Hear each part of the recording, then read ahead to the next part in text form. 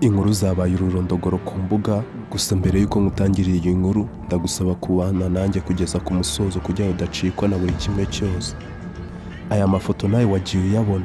Uyu mukobwa yitwa Emeline, tumumenya twese mu matwi yacu, twamumenye ubwo twumvaga ngo The Ben yagerageje gukabakaba umukobwa ubwo bari bagiye kwifotozanya. Ahangaha byari mu gihe The Ben yari agiye gukorera igitaramo i Musanze, nuko habaho umwanya wo kwifotozanya n'abakunzi biwe, nuko yifotoza akora ku nda y'umukobwa, nuko inkuru zirasakara ngo The Ben yakabakabye umukobwa w'abandi agerageza gukurura ikariso. Nyamara uyu mukobwa nawe yaje kubyitangariza ubwo yari ari ku kinyamakuru cya Isimbi. Iyi ngiyi atari ikariso The Ben yakururaga, ahubwo yari ishanga yari yambaye mu nda. Ubu ngubu hasohotse videwo ziwe ziteye isoni, no kubivuga bigatera ikimwaro. Uyu mukobwa rero mwakunze muri benshi, kuri ubu hasakaye videwo ziwe z'imyanya yiwe y'ibanga, ubwo yari ari kumwe n'abandi bakobwa mu nzu bari basanzwe babamo baryamye ku buriri.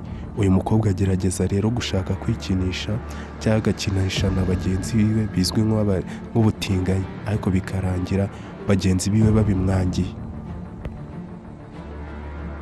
Nyuma yo kwangirwa na bagenzi biwe yuko bafatanye igikorwa, yaje gufata icupa maze ariseseka mu myanya y'ibanga yiwe, akomeza gukora akazi kugeza ageze ku musozo w'igikorwa yari agamije kugera.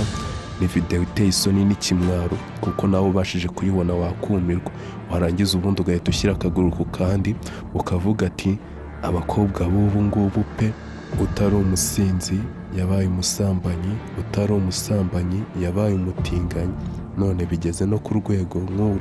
Nyiranezbi nk'ibisanzwe, ndagusaba gukora subscribe, like, comment na share. Ndapfa nabi isoni, njye mfite umugabo.